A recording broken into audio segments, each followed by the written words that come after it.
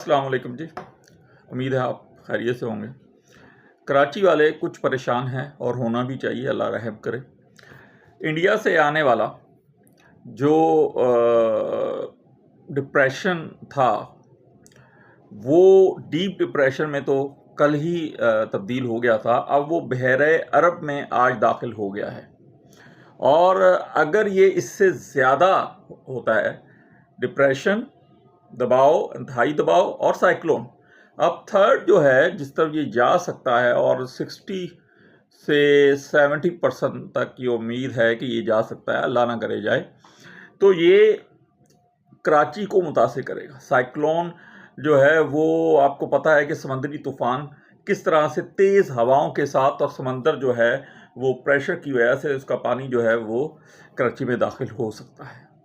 लेकिन एक उम्मीद ये भी है कि ये ओमान की तरफ चला जाए यहाँ से, और ये ख़त्म कैसे होगा ये मेरे दोस्तों के जहन में है।